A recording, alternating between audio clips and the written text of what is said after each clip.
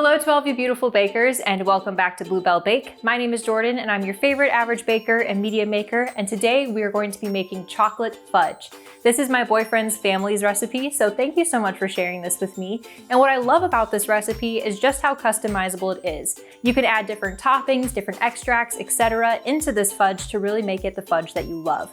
But before you do that, you do need to make the base. So here's everything you need to make this recipe. One 16-ounce jar of marshmallow fluff. You wanna make sure that you get the marshmallow fluff brand and not the Jet Puff brand. This is very important, so again, marshmallow fluff.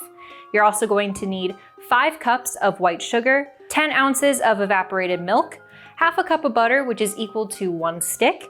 You're also going to need 1 teaspoon of salt, 1.5 teaspoons of vanilla extract, and last but not least, you're going to need 24 ounces of semi-sweet chocolate chips, which equals to about 4 cups. So the measurements that I just read out to you are actually for a full recipe, which equals to about 5 pounds of fudge.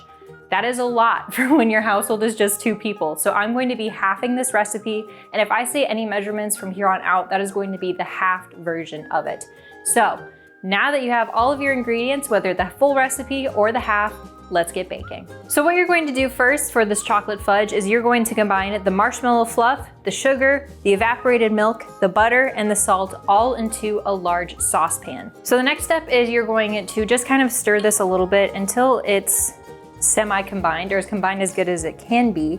And then we're going to bring it over to the stove and let everything kind of melt down together on low heat, and then we'll go to the next step.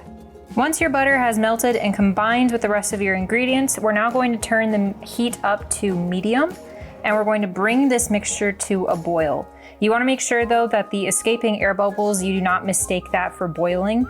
So it might take a little bit longer than you think, but just keep an eye on it. All right, now once your mixture has started to boil, you're going to let it boil for 3.5 to 5 minutes. And this is where the softball test can come in handy. So I already have a little cup of water over here. And once my timer goes off for 3.5 minutes, I'll show you just exactly what the softball test is.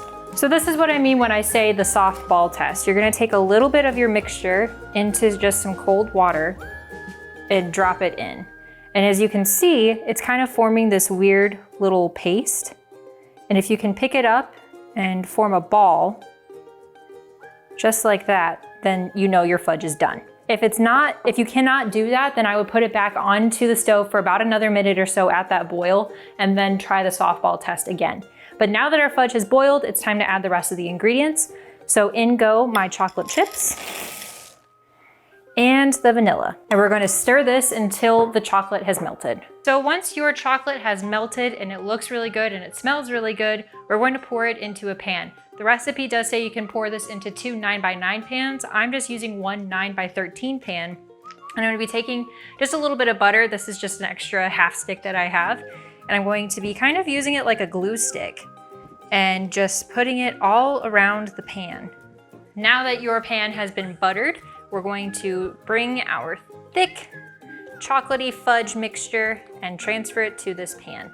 So like I said at the beginning of this video, this fudge is very customizable, which means once that chocolate has melted in your pan, you can add any type of toppings that you'd like. You could add nuts, you could add different types of extracts besides vanilla, you could add peanut butter and swirl that on top, or even marshmallows. The possibilities are endless. But then once you do that and you transfer your fudge to the pan, let it cool at room temperature for about 10 minutes or so before popping it into the fridge to cool completely. Once your fudge has cooled completely, you are free to enjoy. Thank you so much for watching this video. If you'd like to see more, go ahead and like this video, subscribe to my channel, and click that notification bell so you always know when I'm posting. If you'd like to make this recipe yourself, there is a link to the recipe in the description below, and share it with me on Instagram and TikTok, both at BlueBell Bake. And until next time, keep on baking.